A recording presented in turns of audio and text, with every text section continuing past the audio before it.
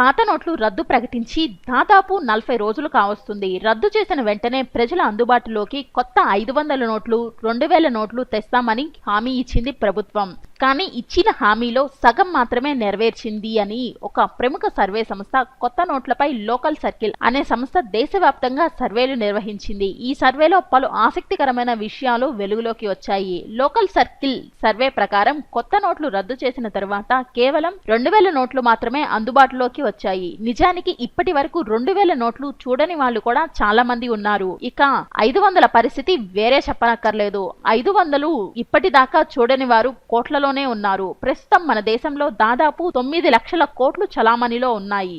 దేశంలో 59% మంది వద్ద 2000 నోట్లు ఉన్నాయి. మిగతా 41% మంది వద్ద ఈ నోట్లు లేవు. కొత్త 500 నోట్లు ఉన్నవారు కేవలం 32% మాత్రమే. మిగిలిన 68% మంది చేతికి ఇంకా ఈ నోట్లు అందలేదు. 2000 నోట్లు ఉన్న 45% మంది ఆ నోట్లను దాచుకోవాలనుకుంటున్నారు. ఇందులో కొందరు చిల్లర దొరక్క అలాగే పెట్టుకుంటున్నారు. 2000 నోట్లు ఉన్న 14% మంది అత్యవసరమైతేనే వాడడానికి ముందుకొస్తున్నారు.